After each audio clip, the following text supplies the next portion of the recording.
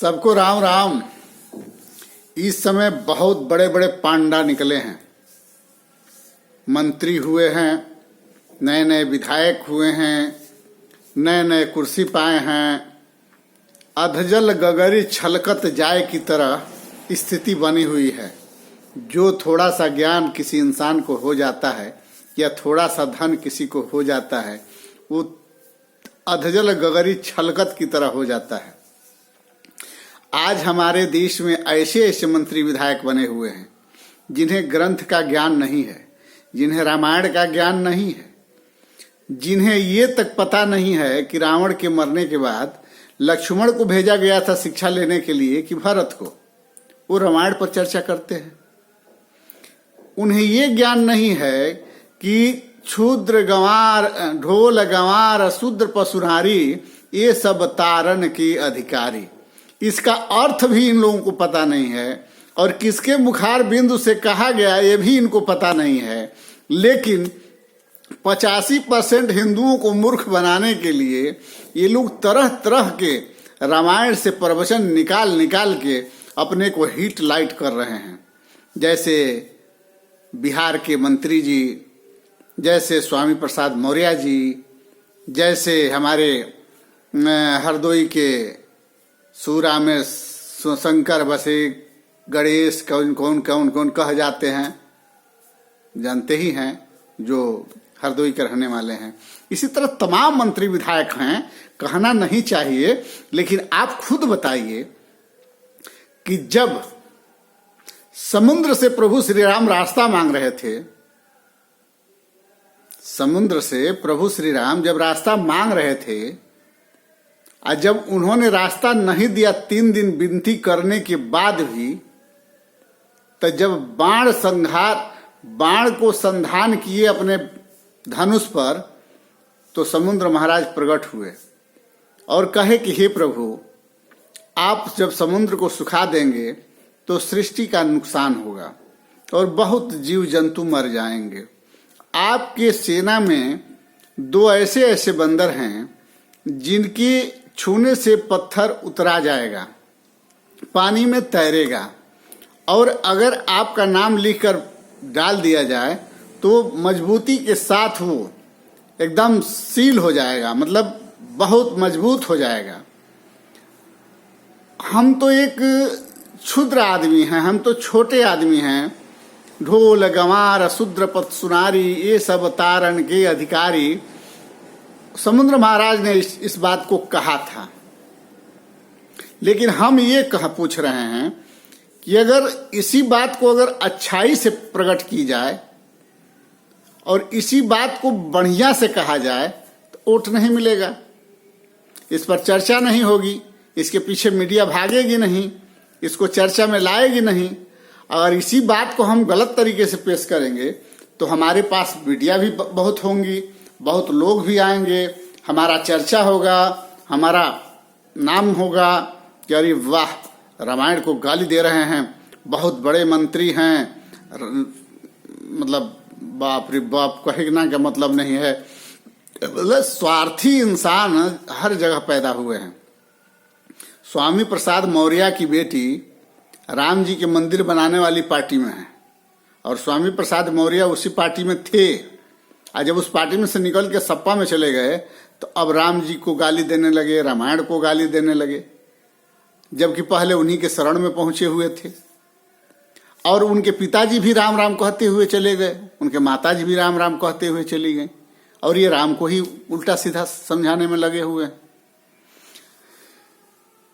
आप लोग खुद बताइए, तारण में क्या होता है? तारना ढोल। जब हमारी मृत्यु होती है, जब हम घर से निकाले जाते हैं, तो उस समय ढोल बजाई जाती है।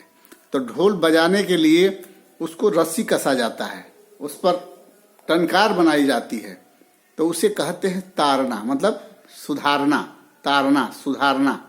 एक तो ये बात हो गया। गंवार, अगर हमारे गांव में गंवार नहीं होंगे, मतलब बुद्धि विहीन नहीं होंगे, अशिक्षित लोग नहीं होंगे, तो हमें कंधे पर लेकर कौन जाएगा? और हमारी बात, हमारी आज्ञा का पालन कौन करेगा? तो ढोल गंवार, क्योंकि हम गंवार को अगर बढ़िया से समझा देते हैं, थोड़ा प्यार दे देते हैं, तो हमारी आदर करता है, कदर करता है, हमारा काम करता है। ढोल गंवार शूद्र, शूद्र मतलब वही जो सेवा करता है, जिसके अंदर सेवा भाव है, जो अपने माता पिता की सेवा करता है, गुरु की सेवा करता है, भाई की सेवा करता है, माई की सेवा करता है, अपने चाचा की सेवा करता है, दादा की सेवा करता है। न कि नालायक, शूद्र मतलब चतुर आदमी जो स्वामी भक्त हो, शूद्र।